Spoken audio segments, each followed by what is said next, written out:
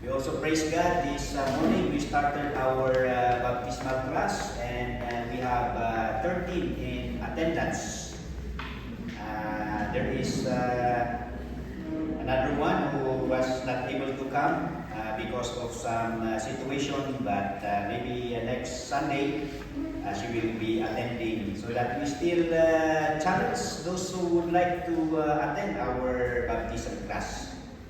So that our main topic there is about the clarification of salvation.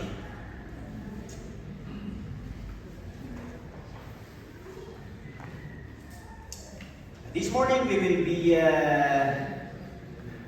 studying about the book of Ruth. So if you have your Bibles, you can open your Bibles to the book of Ruth. As you read the Word of God, you would notice that in every book, meron siyang mood, kumbaga, no? Katulad sa Genesis, Genesis is generally a happy book. It speaks about the creation, although in the early part there is the sad news of the fall of man. But the book ends with the victorious account of Joseph. Exodus to Deuteronomy started with a happy story of deliverance, but sad to say it ended with rebellion and disobedience. And I think one of the favorite book is the book of Joshua, because it is a happy book from the beginning to the end. It is a book of the victorious conquest of Canaan, and under the leadership of Joshua, the book sustained its obedience to the Lord. So may mga librong ganun, every book of the Bible, mayroong happy beginning and sad ending. Meron namang sad beginning and then it ends with victory. Pero meron din mga libro na happy all throughout. And last time, we have studied the book of Judges. Yung book of Judges naman, very sad from the beginning until the end. But I promise you this morning, the book of Ruth, although it starts with a sad story, but aside that, the book of Ruth is only 4 chapters. The end of the book is a happy ending. Ayan. Dito natin matutunghayan yung sabi doon, and they live happily ever after. Usually yung mga fiction, yung mga tales, yun yung palaging ending. But the real ending, of course, is when we have the Lord Jesus Christ as our Lord and personal Savior, then we are headed to that happily ever after. And we also said that every book mentions about the Lord Jesus Christ. Kaya we want to impress.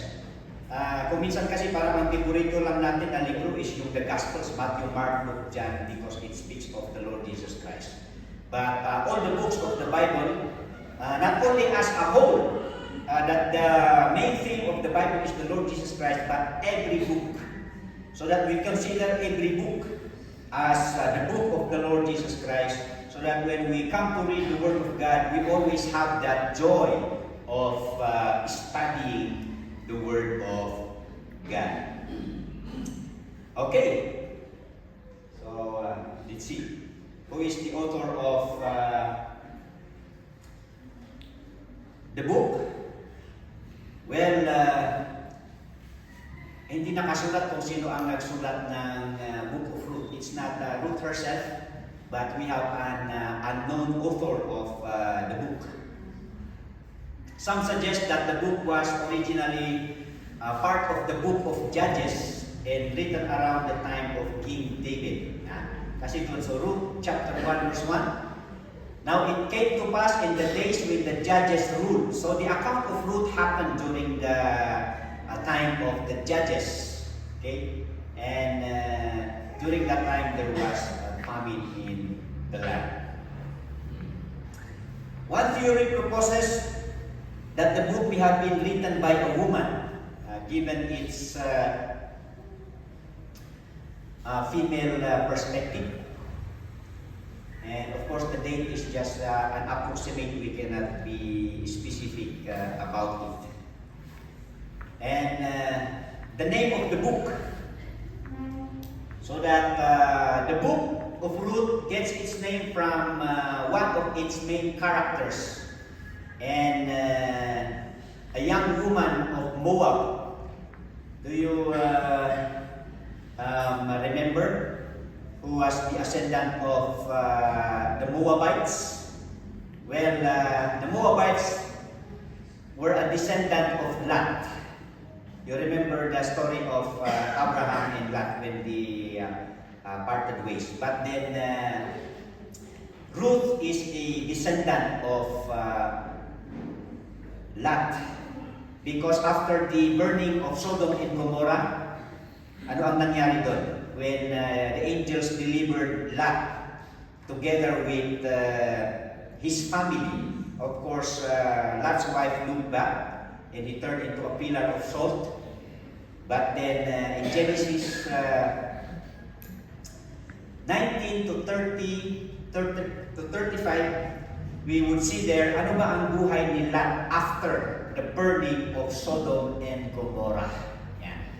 So yan po, sabi dyan, pagkatapos of what had happened in Sodom and Gomorrah, Lot went out of Zoar, and he dwelt in that mountain together with his two daughters. Parang na-trauma si Juan, no? Parang na-trauma na sila to live with the people around. Yeah. So that he decided to live an ascetic life. Kaya on a mountain, doon sa cave, ang kasama niya lang doon ay yung dalawang anak niya. Yeah. Two daughters. And pag nakita natin dyan in the verses, nung matanda na si Lot, matandang-matanda na, natakot na yung dalawang daughters, no? Sabi nila, naku, paano na lang magkaroon tayo ng how would the lineage continue? Kasi nandito tayo sa mundo, we are here, and pati siguro sila, naapektuhan sila na may takot to live with the people. So sabi nila, so ibig sabihin dito, pag namatay na yung tatay natin, di patay, wala na tayong next generation. So ano ang ginawa nila? Nagtulagda, nilasing nila yung tatay nila, and the first daughter have an immorality with him. Pero siyempre, lasing na lasing sila, so hindi niya napalayan yung nangyari. On the second day, sabi nung ate, ikaw naman. So nilasing nila si Lot. At with that, nagkaroon sila ng tig-isang anak. Yan. So that yung anak ng ate with the father is called Moab. Yeah. So that's the generation of the Moabites. And the other one is Ben-Ami.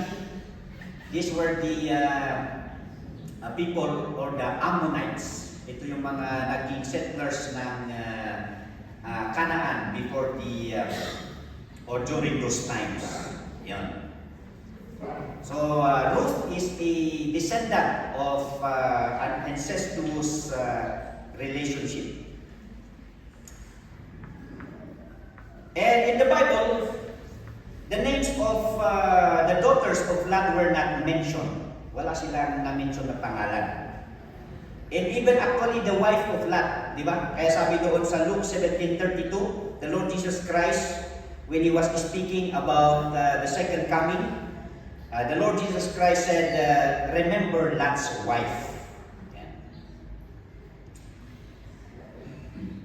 So in that context,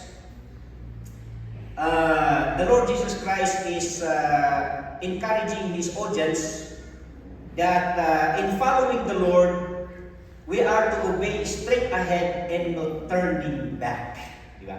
Kasi sabi ng angels, as they will be delivered, as God would hail and brimstone doon sa Sodom and Gomorrah, wala sa kanila ang dapat lilingon. Pero lumingon si Lot's wife, naging poste siya ng asin.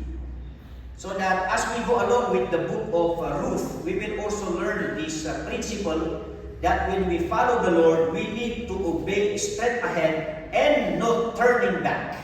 Walang, walang balikan ba yun? Parang nag-break yun, wala nang balikan, Okay, so that it says there,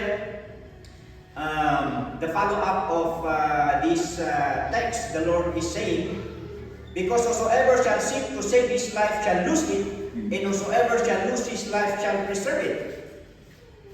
It reminds me of the song No Turning Back. Alam niyo ba yung kwento ng No Turning Back na awit? Short chorus. This happened actually in the village of Assam, now Meghalaya, India. Okay, so this is a true story. Actually, the original title of the song is Assam. Yeah. Of course, William Reynolds, the arranger of the song, yun ang first na title. But of course, many people cannot relate with that word. But actually, this event happened in that village. Ano ba ang nangyari? Because there was a convert of the gospel in the village, remote village in Assam, India, among the Garo tribe. And upon learning of this newfound faith of this family, the tribe reacted and they called for the chief to investigate them. And during that time, sabi nung tribe leader, you need to recant your faith. Pero, the man of the house, the father said, I have decided to follow Jesus. And secondly, the tribe leader said, if you will not recount your faith, then we will kill your 2 sons. And the Christian responded, he said, though none go with me, still I will follow. So that he killed his 2 sons in front of them.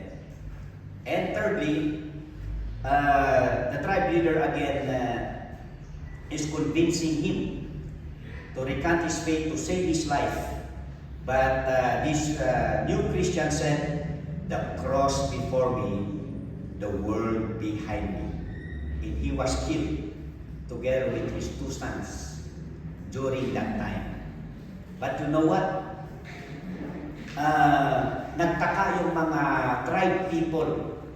How can this man would die for this kind of faith? It incited their curiosity. And because of that, they studied well. And to make the story short, the whole village was converted to the Lord, even the tribe leader. Ganun po yung impact. That when we give our life to the Lord, then there should be no turning back. Well, the song is usually sung for those who are being baptized. Diba? Kung minsan inaawit natin ito sa mga baptismal prospects. But then again, maybe from time to time, naging baptism song itong no turning back na song na ito. But of course, once in a while, we should be reminded that once in our life, we have given our faith to the Lord Jesus Christ. We have promised to serve Him, and we need to follow Him all throughout and not turning back. So can we sing that song? Awitin na natin. Yan. Saan yung pianist natin? I have decided to follow Jesus. Akapela na lang? Okay.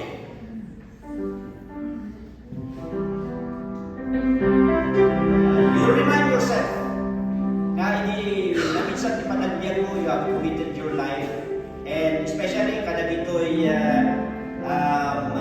Christians who would like to follow the Lord in water baptism, then let us make this commitment. Ready? Say, I have decided to follow Jesus. I have decided to follow Jesus. I have decided to follow Jesus. No turning back, no turning back. Oh, not go with me. Oh, not go with me.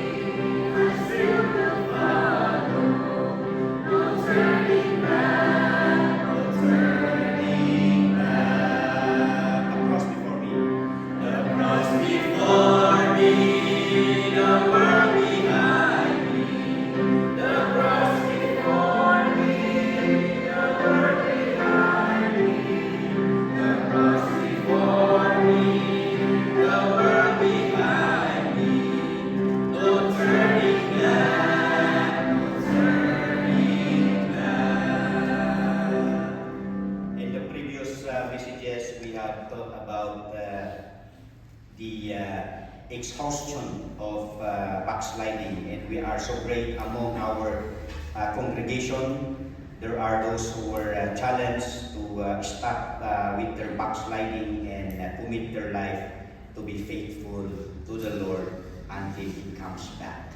So that as we go through the book of the fruit, then we would see this kind of commitment. All right. The second thing that we can learn, even from the introduction of this book, is this. Regardless of our unpleasant family history or background in life, God can give us a dignified reputation through the Lord Jesus Christ. Ruth, as we have mentioned earlier, is a descendant of an incestuous relationship. So that pangit, di ba? Pangit yung kanyang nakaraan. Like Ruth, gaano man kapangit yung pinanggalingan mo. Kung minsan yun yung mga emotional damage natin, parang hindi natin matanggap kung saan tayo nanggaling. There is a testimony of a pastor, sabi nito ng pastor, he is actually an unwanted baby because siya ay a victim, ang kanyang mama is a victim of rape and he was the result. Pero sabi niya, anuman yung pangit kong nakaraan, but through the Lord Jesus Christ, He gave me a dignified position and He is a pastor. Naging pastor. Kung minsan hindi natin maintindihan yung past natin, but yun ang grace ng Panginoon. He just can change our bad background into something, so that through the Lord Jesus Christ, there is a turning around. He just can turn the world upside down. And one thing that the Lord gives us is that He gives us a dignified position. Yan. So sabi doon, the Lord recompense thy work, and a full reward be given thee of the Lord God of Israel, under whose wings thou art come to trust. Yan. She was a Moabite with this kind of background, but then she followed the Lord, and then the Lord rewarded her because she came to the saving knowledge of the God of Israel. Sa atin, ito rin yung nangyari sa atin. But God, who is rich in mercy, for His great love wherewith He loved us, even when we were dead in sins, hath quickened us together with Christ. By grace ye are saved, and hath raised us up together, and made us sit together in heavenly places in Christ Jesus. Natutunan ko ito kay Pastor Dawal. This is one of his favorite verse. kung paano inangat ng Panginoong Hesus ang ating katayuan. Although anong kababa yung ating pinanggalingan, but through the Lord Jesus Christ, He had given us a dignified position. He made us sit together in heavenly places, that in the ages to come, He might show the exceeding riches of His grace and His kindness toward us through the Lord Jesus Christ. So kung minsan mababa yung tingin natin sa sarili natin bilang mga Kristiyano, bilang mga anak ng Diyos, but let us not forget how the Lord has dignified our standing before the Father. 1 Peter 2:10, which in time past were not a people of God, but were now the people of God. Are you happy with that? Amen. So the key people of the book, of course, Naomi, Ruth, and Boaz. And the theme and purpose of the book.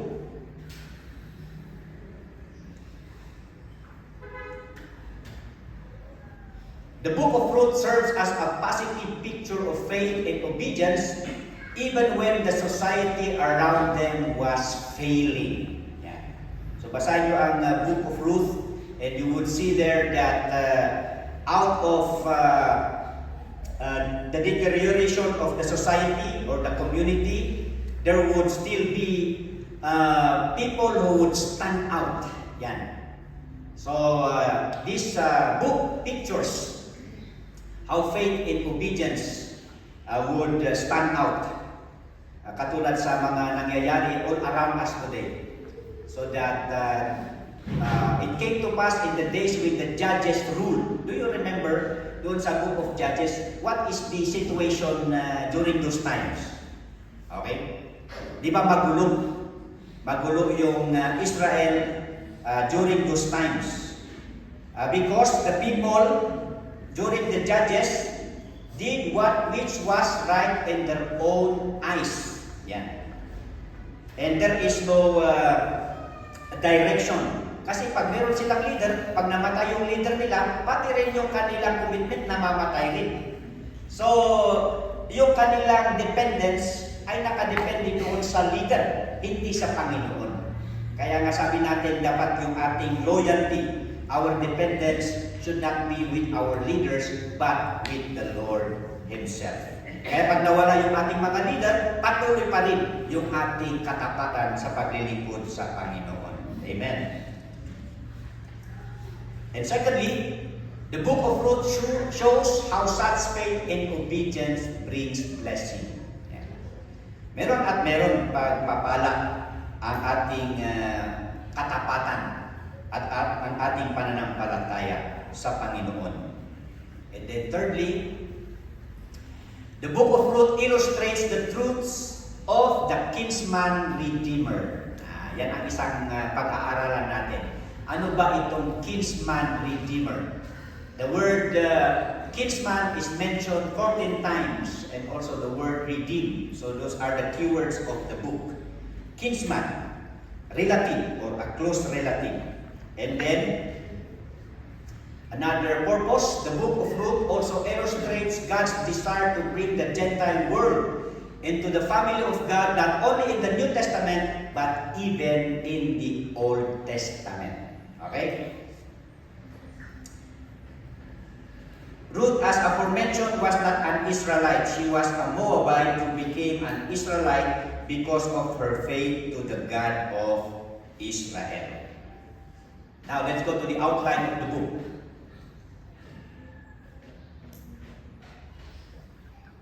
Okay? From chapter 1, verse 1 to 22. So, the background of Ruth.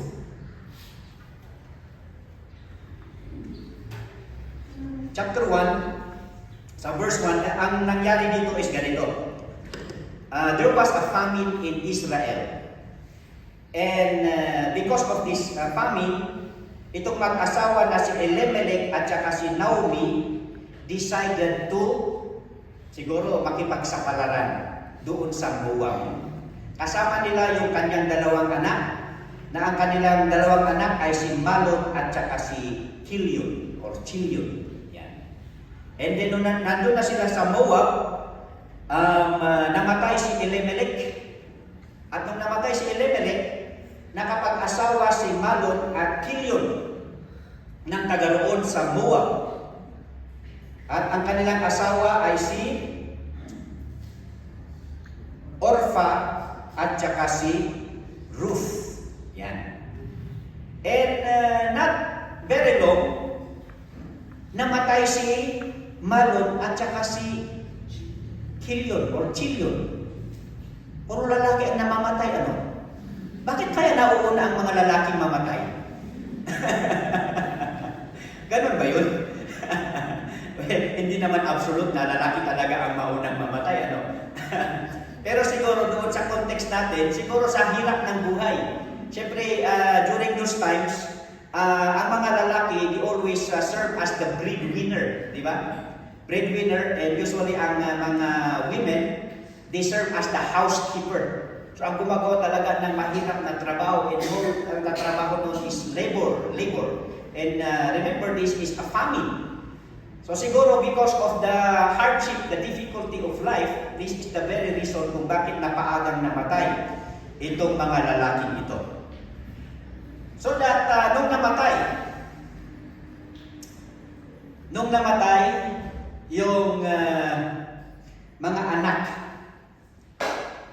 mga anak ni Naomi, pinayuan niya yung kanyang mga daughter-in-laws to go back to their families, to their fathers, even to their country, to their gods. Kasi sabi ni Naomi dito, paano ito? Alangan naman na sasama pa rin kayo sa akin, wala na kayong pag-asa sa akin. Ano ba ang tinutukoy ni Naomi na pag-asa pa ni Ruth at saka si Orpha sa kanya? Kasi sabi niya is, wala naman na akong anak para sila yung magtutuloy ng kanilang responsibility sa inyo. Kasi during those times, meron yung tinatawag nating liberate marriage. Ano ba ang ibig sabihin ng liberate marriage? Ang ibig sabihin ng liberate marriage doon sa Deuteronomy 25, verse 5 to 10, for example, may mag-asawa, tapos namatay yung lalaki, pero walang anak. Obligado yung susunod na kapatid nitong lalaki na siya ang mag-asawa doon sa kanyang widow. That is liberate marriage. Kaya nga ito yung ginamit ng mga Sadducees kay Jesus Christ. Kasi yung mga Sadducees, hindi sila naniniwala sa resurrection. Kaya sabi nila kay Jesus Christ, paano ito, Panginoong Jesus? Merong namatay ang kanyang asawa, tapos sinublat. Sinublat dahil Jesu Maruno, di ba? So inasawa niya, pero namatay din, tapos walang anak, hanggang dumating sa 7. On the 7th, yan. Ngayon, kung merong resurrection at nandun na tayo sa langit, sino ngayon ang asawa nitong babae? Tricky question. Do you want to discount or ikakot na belief in the resurrection? Anong sagot ni Jesus Christ? You do not know the scriptures. Hindi nyo alam ang salita ng Panginoon. Favorito pa naman ninyo ang Genesis to Deuteronomy. Yan. Hindi nyo ba nalaman?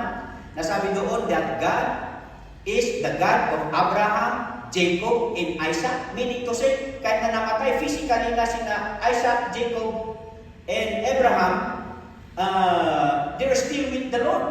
Yan. So walang kamatayan. So yun sabi niya, you do not know the scriptures. And sabi niya, of course in heaven, there is no marriage in heaven. Yan.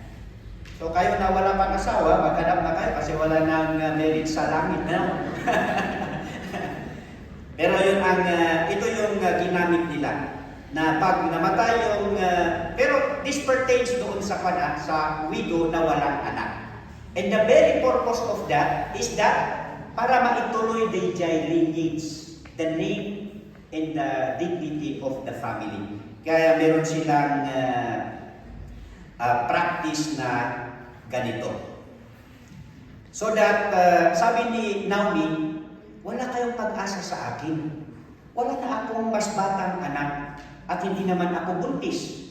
At kahit man na mag-asawa ako ulit, mahihintay ba ninyo? At wala na akong pag-asa mag-asawa kasi matanda na ako. Yan. So sabi niya, please, pwede na kayong umuwi sa kanya-kanya ninyong family. Pero here, dito sa verse 11 to 13, dito natin makikita yung desisyon ng kanyang dalawang daughter-in-law.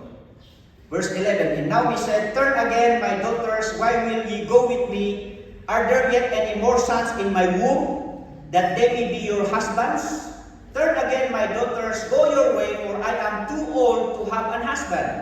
And if I should say I have hope, if I would ye stay for them for having husbands, should have an husband also tonight, and should also bear sons, would ye tarry for them till they were grown? Would ye stay for them from having husbands? So nay, my daughters, for it grieveth me such for your sake, that the hand of the Lord is gone against me. So pinayuhan niya na sila ay bumalik. But then Ruth said, of course, Orpah kissed her mother-in-law, and he went home, or she went home. But Ruth clave unto her. Verse 15, and she said, behold, thy sister-in-law is gone back unto her people and unto her gods. Return thou after thy sister-in-law. And Ruth said, entreat me not to leave thee, or to return from following after thee. For whither thou goest, I will go, and where thou lodgest, I will lodge. Thy people shall be my people, and thy God my God. Nung bata ako, narinig ko yung kantang ito. Akala ko na ang kantang ito ay sa wedding. Kasi kinanta sa wedding ito eh. Sabi doon, wherever you go, I shall go. Wherever you live, I shall live. Your people shall be my people, and your God shall be my God too. Sabi ko, ang galing naman nung nakanta sa wedding, ano? So that she followed the faith of her husband. Pero contextually pala, ay, hindi, nangyari pala ito sa Bible. Nandito naman pala itong kantang ito. And I learned na, ay, this is pala the declaration of Ruth of her faith in God. Hindi siya bumalik doon sa gods ng Moab, to her family. The very reason kung bakit siya sumunod kay Naomi na uuwi sa Israel, because she found her newfound faith in the God of Israel. Yan. So because hindi siya mapahinto ni Naomi with her decision, tinuloy pa niya dito, where thou diest, I will die. O, dito tell death to us part. Parang pangkasal na talaga eh.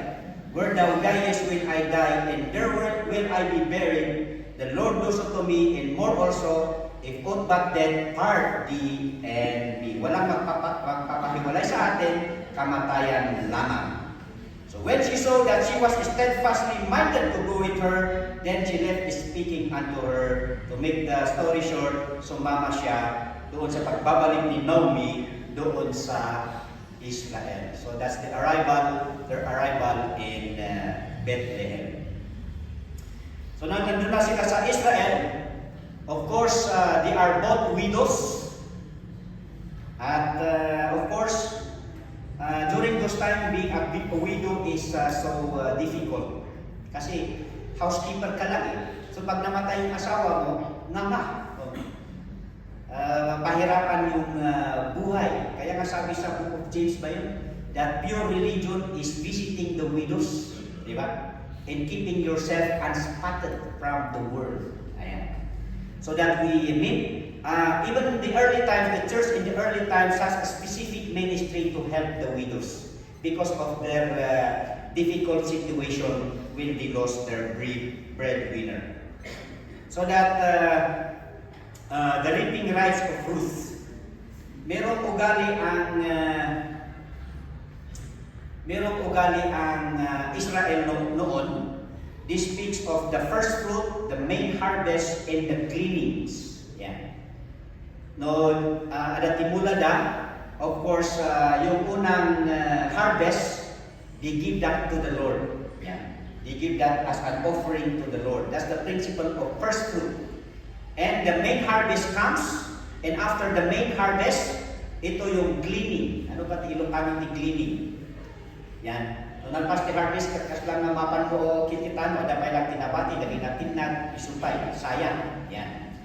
So these pictures, the first fruit speaks of the coming rapture, or the resurrection of the Lord Jesus Christ. The main harvest represents the rapture, and the gleanings represents the tribulation saints. But in this story, ang nangyari is this. Merong mayaman na nagmamayari ng sakahan doon, and that is Boaz. And after the harvest, yung mga kawawa, because yung gleanings is purposely open to all, lalo na doon sa mga nangangailangan. So of course, kung sa first fruit, siyempre yung may-ari, mag-harvest, bigay sa Panginoon. Yung main harvest, of course, that is the crop for him.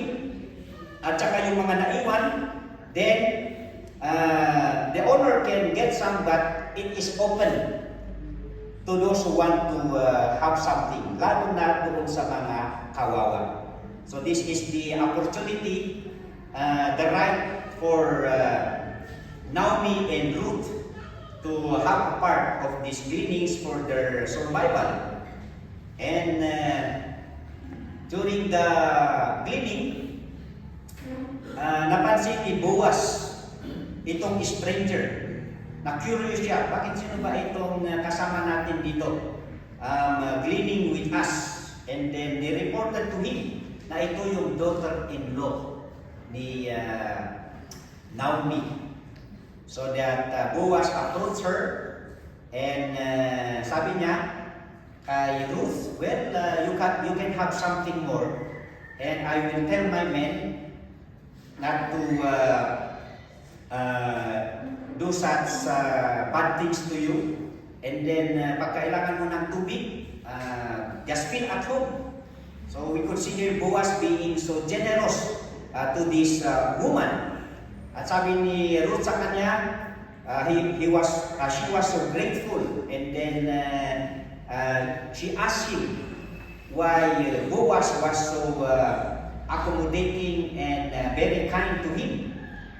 Well, sabi ni Boaz, doon sa chapter 2, verse 11, "It hath fully been shown me all that thou hast done unto thy mother-in-law since the death of thy husband, and how thou hast left thy father and thy mother in the land of thy nativity, and art come unto a people which thou knewest not heretofore. The Lord recompense thy work, and a full reward be given thee of the Lord God of Israel, under whose wings thou art come to trust." So, naging balita pala sa Israel yung nangyari dito kay Ruth, how she came to know the God of Israel and decided to come with her mother-in-law. So, doon natin makita na napansin ng mga taga-Israel that this woman, although she was a Moabite, is believing, or she believed on the God of Israel. And because of that, sabi ni Boaz, because of your faith toward our God, may our God bless you more. At doon nakita ni Boaz na ang babae ito not only came to faith in the God of Israel, pero nakita niya kung gaano kabait ang babae ito doon sa kanyang mother-in-law na si Naomi.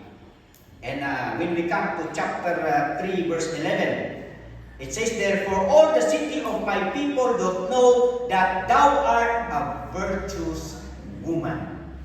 Proverbs 31. Naghahanap ako ng example ko sa virtuous woman.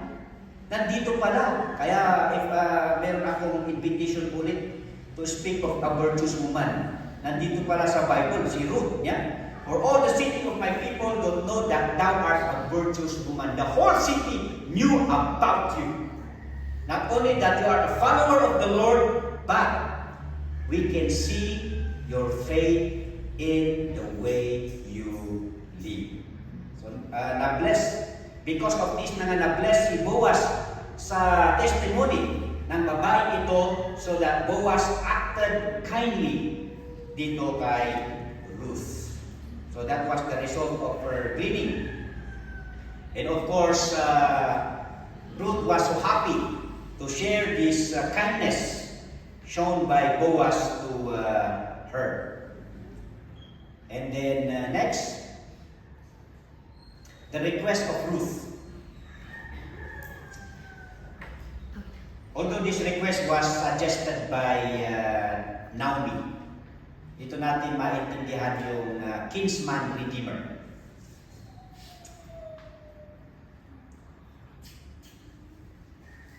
Well, the kinsman redeemer is a culture of the Jews. And I think maganda sana siguro na i-adapt natin ito na culture, mga kapatid. This is not our culture. Sabi namin kasi doon sa Bible interpretation with our mentoring na may mga bagay sa Bible na nakasulat for documentation. But they are not applicable. Okay? Katulad yung incestuous relationship kanina, di ba? Bakit nakasulat sa Bible yan? Masama naman yan. Kasi sabi ng mga tao, the Bible is not reliable kasi nandun pa nga ang mga salita ni Satanas eh. Paano yung salita ni Satanas nandun sa Bible? Tapos mapakita mo, nandun yung mga incestuous relationship, nandun yung mga immoralities. Well, still the Bible is perfect because there are other records or accounts in the Bible that were written for documentation but it's not applicable. Yan. Katulad yung incestuous relationship kanina. And here, the kinsman redeemer, ano ba ibig sabihin yan? So that pinayuhan ni Naomi si Ruth kung ano ang kanyang gagawin. Sabi niya, pag natapos ang trabaho, bantayan mo si Boaz kung saan siya matutulog. At kung saan siya matutulog, and then you go to him. You go to him, you see to it, at pag nandun ka na mahimbing ang tulog ni Boaz, you open the robe or the blanket doon sa paanan ni Boaz and you lay at his feet. And if you do that, Boaz will tell you his decision. So, ibig sabihin, alam na ni Boaz. Culturally, alam na nila. So, this is not a problem when we apply culturally. Katulad sa Kalinga. Kung may mga bisita sa Kalinga, lalo na pag yung mga ladies, paggabi, huwag kayong magugulat. Huwag kayong magugulat. At saka huwag kayong matakot. Kasi culture nila yun. Nangyari ito kay Ma'am Jackie at sa mga maraming bisita natin doon. Kasi nung pagpunta nila doon sa Tanudan, sa Lubog, sa Gaang, sa Dakalan, habang natutulog sila in the middle of the night, nabubulabog yung bahay. Kasi umaakyat yung mga binata. At yung mga binata ito, they will doon sa hindi sa window, hindi sa door, kundi doon sa roof, doon sila manggagaling. And then they will just go. Meron silang dalang flashlight. Yan, pa-flashlightan nila yung mata mo, kahit sino naman, kahit may pinutulog, matadidigan ka eh. They will wake you up, pero wala silang masamang intention. Noong una maraming natakot kasi akala nila marinig na sila. Pero hindi, bawal doon. Pero yung mga may-ari ng bahay, kahit na lubilintol na yung bahay nila, ako rin nung nasanay ako, Kasi pag may mga bisita ako, may mga iba pang babae pupunta sa akin para hindi sila kuha ng mga binata. Ganyan lang ako. Pero alam ko na yun. Gusto lang nilang makisalamuha, they just want to talk. And after that, aalis na sila. Walang masamang mangyari. Kaya sabi ko doon sa mga young people na babae, kung matulog kayo, magdala kayo ng Bible, magdala kayo ng tracts, at pag sila ibisita sa inyo sa gabi, then you just accommodate them and share the gospel. So, ganun yung nangyari. So, dito, in the case of Ruth, yun ang ginawa niya. Okay? So, this suggestion by Naomi was executed by Ruth. Nung mahimbing ang tulog ni Boaz, wala nang mga tao, simply gabi yun. And then, she opened his blanket and then she lay at his feet. And then, nagulat. Of course, si Boaz, sino ba ito? And then sabi niya, sino ka? Yeah. And then sabi niya, ako si Ruth, yung daughter-in-law ni Naomi. So alam ka agad ni Boaz ang implication of that actuation. And the implication of that actuation is that Ruth is proposing to Boaz that he will take the role of a kinsman redeemer. Yan. Ang ibig sabihin ng kinsman redeemer is this. Nung naisandam ang aminan, nailakong aminan, you lost your possession, even of course, Naomi lost her husband in the name of Elimelech, would be eradicated kung wala pang mga anak doon sa kanyang generation to Ruth. So that sabi ni Boaz, sabi ni Boaz, I understand, pero ito ang gagawin natin, sabi niya. Yes, I am one of the accountable for this kind of culture. Pero sabi niya, meron pang mas malapit na relative si Elimelech kaysa sa akin. So ang gagawin natin is this, kakausapin ko yung mas closer na relative, and if he takes the role, then that's it. Pero pag siya ay tumanggi, sabi niya, I promise you, I will take the role. Meron yung pinost nila this week lang. Not that it's not Ruth actually who humabot kay Boaz. Kasi si Boaz, na-notice niya na yung conversion and the new life, yung virtuous woman na si Ruth, at meron siyang paghanga. So that wala siyang duda na to take the role of a kinsman para ma-restore ang family life ni Elimelech as a close relative. Pero sabi niya, may mas malapit na pinsan or relative si Elimelech, so that kakausapin ko muna yung mga matatanda. Okay? The culture. So that yan ang ginawa nila, no?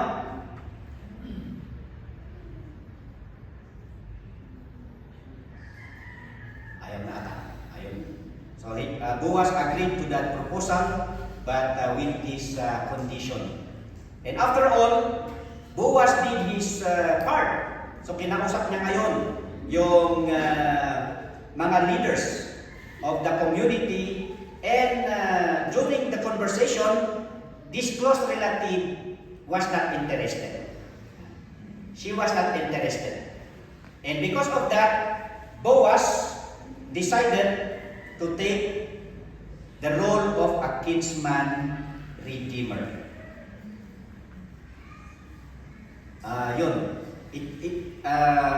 Itutuloy niya yung naputol o nawalang pag-asa doon sa family ni Elimelech, so that Boaz did this part.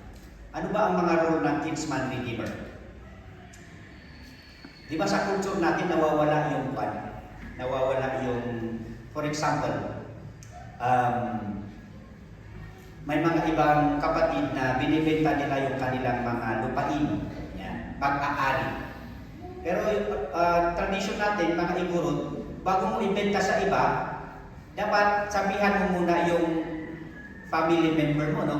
Kasi meron yung mga nag-uupos. They do not want the inheritance na lumayo. Pero yung mga ibanoy, kwan daw eh. Pag masakit ang loob talaga sa mga kapatid, is talagang adibaling ibenta ng mas mura, basta iba ang bibili. Yun. Mag-o-offer sila ng mahal na presyo para hindi bibili ng kanyang kapatid. Yan. So malalim palang tago ng hinanakit daw ang mga ibaloy. Pero nangyari yan ulit doon sa Daludan, nung meron kaming prospect na lot, masaya na sana kami. Pero yung nandito pa sa bangko na relative ng Tagalubo, sabi niya, siya ang nag-upos, ako na lang ang bibili niyan kasi hindi maaaring pa. We are the first recipient bago mapunta sa iba. Kasi nasabi naman, para sa church naman ito, para sa inyo naman ito. Pero wala tayong magawa. The sense of a kinsman redeemer ay nandun din sa kanilang kultura. Yan. Pero in a civilized world that we have right now, parang nawawala na yung essence na yun. Pero ito ang nangyari dito. Not only the property is being redeemed by Boaz, but also the responsibility of the levirate marriage kasi hindi nagkaanak si Ruth doon sa anak ni Elimelech. Ayan. So, and because of this, the reward of Ruth, nagkaroon siya ng husband. And then, not only a husband, of course, a son. Nagkaroon sila ng anak. Sino ba yung anak dito? There. And Naomi took the child and laid it in her bosom and became nurse unto it. And the women, her neighbors, gave it name, saying, there is a son born to Naomi, and they called his name Obed. He is the father of Jesse, the father of David. Ayan, the reward of Ruth, because of her faith on the Lord, then he was rewarded with a husband, he was rewarded with a son, and also he was rewarded with a lineage.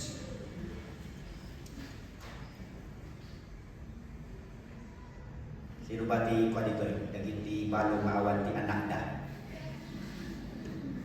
Baka mabalin ni Alex nga kinsman redeemer. O ni Albert. Sino ba yung ijay? Potential nga kinsman redeemer kayo dito. Okay. So anyway, the key chapter. Okay, chapter 1, it demonstrates Ruth's decision of faith, devotion, and commitment to stay with Naomi, a declaration that led to her redemption. Okay, and also, chapter 4, it records the transition of Ruth from being a widow in poverty into marriage through the kinsman redeemer. And then the key verses, yan. Yung declaration of faith ni Ruth, and thy God shall be my God. That is her turning point. And then another one, not only we could see the faith of Ruth, but the actuations because of this faith that she has with the God of Israel. She was a virtuous woman. So Christ in the book of Ruth.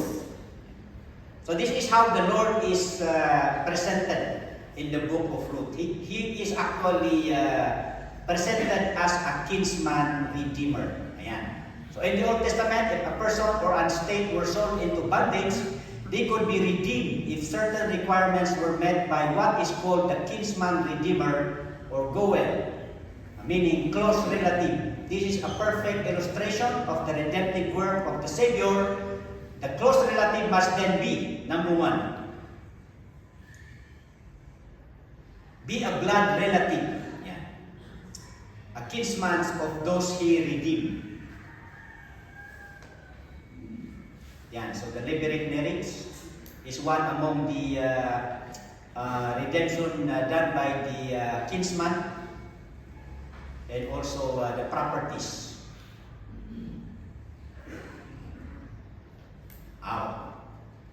Dito pala ito.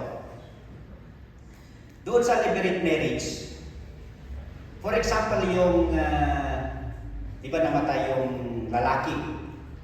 Ang susunod ngayon is yung mas mas batang lalaki.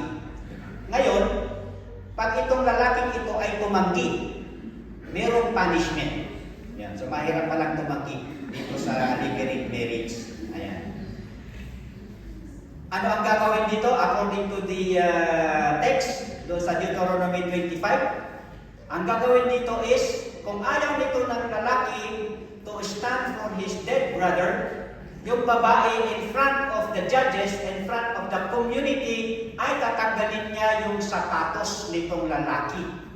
At pag natanggal niya na yung sapatos ng lalaki, duduraan niya yung mukha nitong lalaki to put this man in shame, a public shame, at mababansagan siya ngayon na irresponsibilidad ng tao.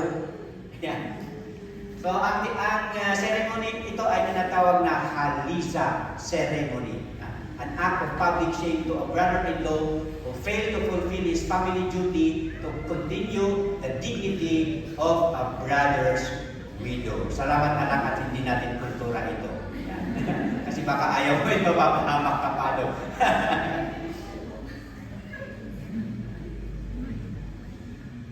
Okay? So, Christ Jesus take Himself to the human race through His incarnation, especially to the Israelites. Para maging related si Jesus Christ to us at ma-qualify siya na kinsman redeemer in a sense, yan, the Lord Jesus Christ became flesh through His incarnation that He made identification with us in order for us to have a redemption. Di ba? Di ba the word redemption means to buy back? To purchase back.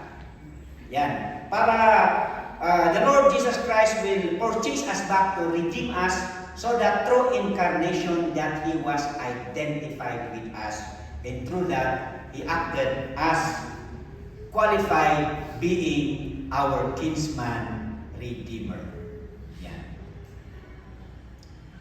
And then number 2, a kinsman redeemer should be able to pay the price of redemption. So that we know Boaz is a wealthy man. So that a mighty man of wealth of the family of Elimelech, and his name was Boaz. He was qualified. And of course, we cannot question the riches of the Lord Jesus Christ. 1 Peter 1:18-19, for as much as you know that you were redeemed with corruptible things as silver and gold, from your vain conversation received by tradition from your fathers, but with the precious blood of Christ as of a lamb without blemish and without spot. And number 3, a kinsman redeemer should be willing to redeem or pay the price. And the Lord Jesus Christ was willing to save us. Even as the Son of Man came not to be ministered unto, but to minister and to give His life a ransom for many. For the Son of Man is come to seek and to save that which was lost. One of our study a while ago about salvation, that a Savior should be able to save, and thirdly, or secondly, He should be willing to save. And Jesus was so willing. So that as the Father knoweth me, even so know I the Father, and I lay down my life for the sheep. Then said I, lo, I come, in the volume of the book of it's written of me, to do thy will, O God. And then number 4, a kinsman redeemer should be free himself, meaning to say he is no under any obligation. So that Christ Himself was free from the curse of sin and being without sin, so that He has no problem with Himself, so that He can save, because He is no under obligation. Yeah. For He hath made Him to be sin for us, who knew no sin, that we might be made the righteousness of God in Him. Who did no sin, neither was guile found in His mouth, and ye know that He was manifested to take away our sin, and in Him is no sin. So there are 4 lessons or 5 lessons that we can derive from the book of Ruth. Number 1, Naomi was a good mother-in-law. You know why? not much is said about her, but her life was a powerful witness to the reality of God. As a proof, Ruth was drawn to her and to the God she worshipped because of her loving care. Well, may our lives be like Naomi, being a powerful witness of the reality of God. In our profession of faith, in sharing the gospel of our Lord Jesus Christ to attract and draw people to Him. Maliit lang yung makita natin. Although parang si Ruth lang ang na-convince because of her testimony with the God of Israel and the way how a follower of God should live. So because of that, naintindihan ito, kung minsan nga meron yung sabi nila, kahit na isa lang yung maliligtas na tao sa buhay mo, you do not know the future. Amangan na yung isang tao na na-save through your sharing of the gospel by influencing him or her with faith in Christ Jesus, baka siya ang gagamitin ng Panginoon na maraming tao ang maligtas.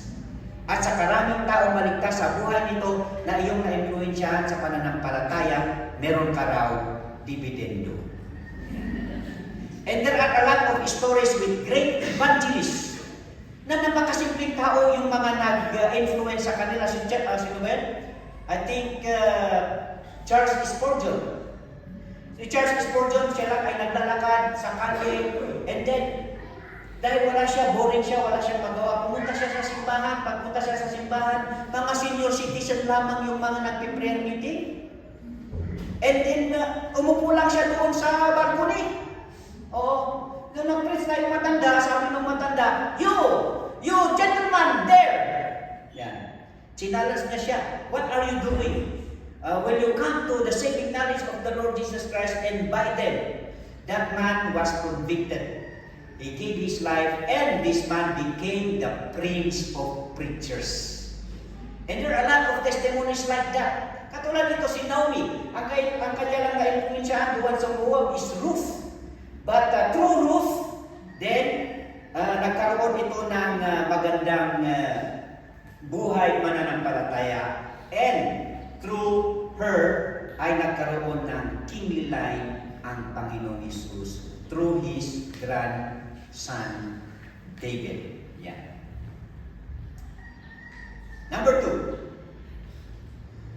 Ruth was a notable example of great faith in transformation. From being a Moabite, she followed her newfound faith and willingly followed the customs and practices of Israel, by which she was greatly rewarded with a husband, a son, and a lineage. Nakita yun?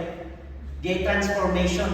From being a Moabite, when he followed the faith of Israel, then she adapted with the kind of customs and traditions and lifestyle of the Israelites. Yan. Ganon din tayo sa ating profession of faith with the Lord Jesus Christ.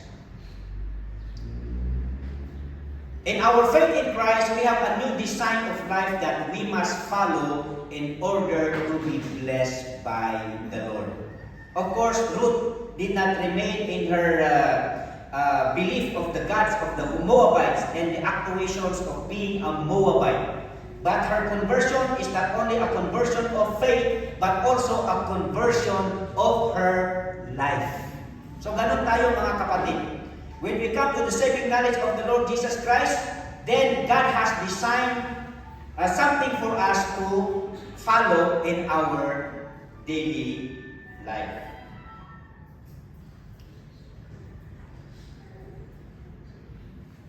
And then, number 3.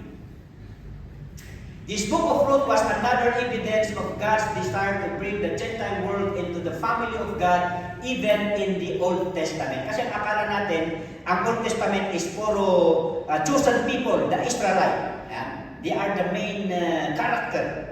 And then sa New Testament, dito lang nakaprogram yung incorporation of the Gentiles with the work of the Lord in the program of the church. Pero no, even in the Old Testament times, we can see a lot of stories where God is not only concerned with the Jews, He is also concerned with the salvation of the Gentiles. Boaz was actually a son of a Gentile woman. Sino ang nanay ni Boaz, mga kapatid? Si Rahab. Rahab was a prostitute. She is from Jericho. Hindi siya Jew. Yan.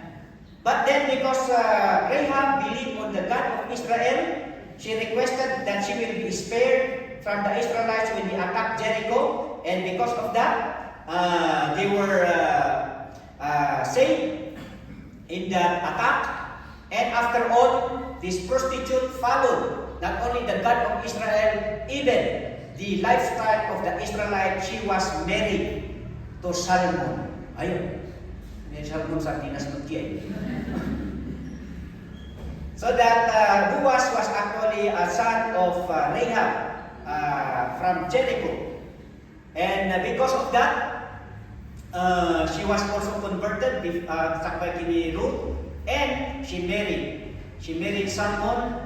They begat Boaz, and Boaz begat Obed of Ruth. There, and Obed begat Jesse, and Jesse begat David the king, the lineage of the Lord Jesus Christ. Ano ang matutunan natin dito? There.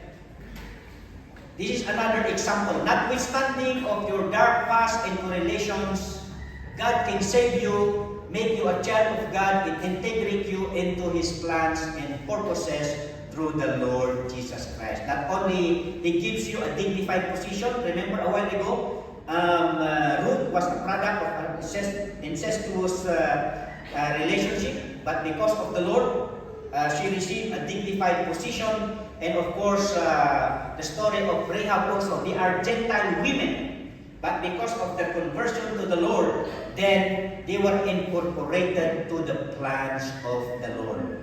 So anuman yung nakaraan mo, anuman yung pinanggalingan mo, the most important thing is you give your life to the Lord Jesus Christ, and then He will bless you with spiritual blessings and many more. He can change your dark past into a bright future, mga kapatid.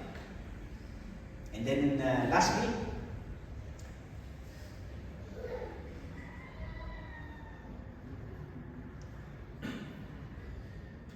as also mentioned that the book of Ruth served as a positive picture of faith in obedience, there are still people who stand out in their environment even when their society around was failing because of their faith and dedication for the Lord. The setting of the book of Ruth during the time of Judges, where people do what is seemingly right into their eyes, but they are doing wickedly. And at the same time, they are experiencing famine. Pero kahit na ganito yung nangyayari sa kanilang environment, there are still people who would stand out. And who are these people who stand out in this kind of community? Of course, Naomi stood out as a powerful witness to the reality of God to Ruth. Ruth also stood out as a true example of conversion to God and a virtuous woman, especially to Naomi. And Boaz stood out as a model of kindness, generosity, and a responsible gentleman. So that in our application, mga kapatid, as followers of the Lord Jesus Christ, we are called to stand out in our Christian testimony, especially in our failing, worsening, weakening, and deteriorating society around us. Kasi sabi sa Timothy, this know also that in the last days, perilous times shall come, for men shall be lovers of their own selves, covetous, boasters, proud, blasphemers, disobedient to parents, unthankful, and so on. This is the community that we are now in. But then, as followers of the Lord Jesus Christ, we are expected to stand out as we do not follow the lifestyle and the principle of the world, but the commandments of the Lord. So that for our conclusion, let us be a powerful witness to the reality of God and an exemption of the negative connotation of your identity. Anong ibig sabihin ng connotation? Who is Naomi? She is a mother-in-law. Ano ang automatic na pumapasok sa isipan ng mga tao if we speak of mother-in-law? Problema ba ang mother-in-law? Nakikialam ba? Mga ganun, di ba? Kaya nagiging comedy. Pero no, not all mother-in-law are having that kind of identity. Di ba? Kasi ito, si mother-in-law, si Naomi, she was a powerful witness of the God of Israel and the way how God's people live. So yun ang ibig sabihin dyan. Not only a powerful reality of God, but ano man yung identification ay igurot na ita. Hindi implication ti Rolanders ni igurot. Ada ba ti mali? Awan nagkiti niya, yung buntot lang siguro. Pero sabi nila, naaanos dagiti kwa. Iguro natataraki. Sabay ganun. And there are some kind, no? Siguro no, amistad, ita amistad, awan. Mababayo na ita. Anong kulit na kita. Let us be an exception doon sa mading connotation. I-apelido tayo, or the family we belong, or the community we belong. Okay, because we have a God, we have the Lord Jesus Christ. And be a positive testimony of Christian conversion and transformation. Makita da iti panagbalbali, iti biyag tayo nga namati kini Apo Jesus. And let us be aligned to the plans and purposes of God as now a people of God and a child of God. At tayo naman ay salakan kakapsat. Kundi kat iti panag-Kristiyano tayo, in align na tayo iti mayat na panggap na. So maadanan tayo iti agbyag kin agserbi kini Apo Diyos. Amen. And be exceptional with your faith and obedience to God in this deteriorating world. At deteriorate man, iti aglaw-law tayo ngam iti anak ni Apo Diyos niya, ito natin Bible, flourishing, for as much as you know that your labor is not in vain in the Lord. Ha? Hindi tayo lumulubog. Dapat umaangat tayo sa Panginoon. Amen. And then last, be following the Lord straight ahead and no turning back. The Naomi, when she decided to follow the God of Israel, she followed all throughout at siya ay sumunod kay Naomi and then she adapted to the new kind of life that she has with God. Oh, Father God, we thank you very much.